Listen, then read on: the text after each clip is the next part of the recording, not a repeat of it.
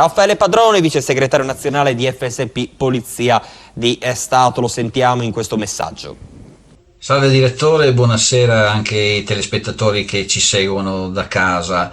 Purtroppo il calore che si respira, stare nello studio di Telepordenone non è lo stesso che si respira stando seduti nello studio della propria abitazione o del proprio lavoro.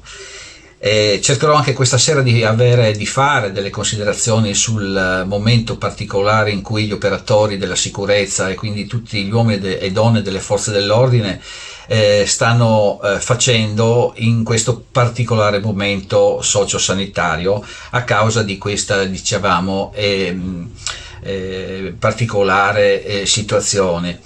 È un momento particolare, chiaro, come tutti gli operatori che sono in prima linea. Io ho sempre ricordato in questi momenti di lockdown una particolare attenzione ai medici e agli infermieri, se vi ricordate, perché significa che in questi momenti, se abbiamo questa totale chiusura, in questi momenti loro stanno lavorando in maniera abbastanza delicata.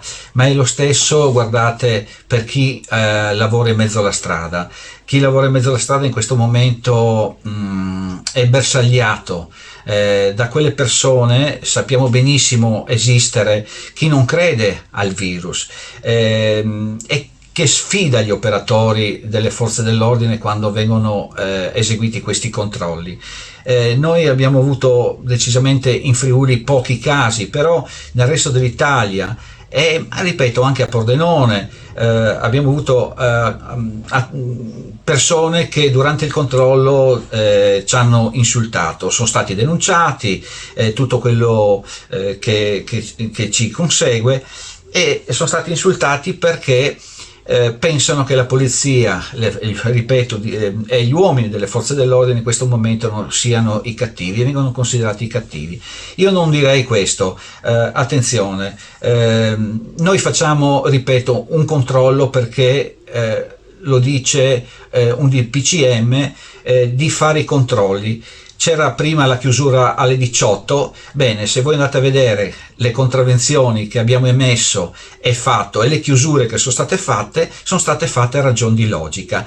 Se c'è scritto che bisogna chiudere il locale alle 18, non capiamo perché alle 19:30 c'è ancora qualcuno che tenta di fare il furbo e vendere 2 Coca-Cola o 2 Spritz.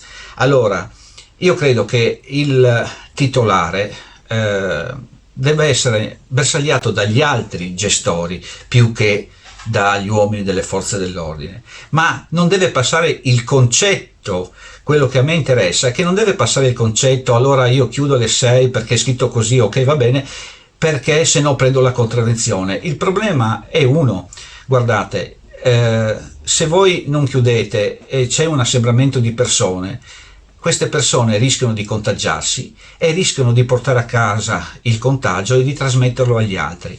Allora io vorrei far passare questo concetto stasera: non dobbiamo avere paura della contravvenzione, dell'ammenda, dobbiamo aver paura del virus e di trasmetterlo, quindi rispetto per noi e per gli altri. Io, guardi, concludo facendo mia una bellissima frase che ho sentito oggi in un TG di un medico di Trieste. Ha detto una bellissima frase: facciamo un piccolo sacrificio, perché il Natale il prossimo anno c'è, ma se perdiamo i nostri cari in questo periodo non li vedremo più. Ci vediamo la prossima settimana. Grazie. Ruba all'interno di un'abitazione nonostante si trovi in regime di sorveglianza, arrestato e condotto in carcere un 37enne veneziano. Il servizio.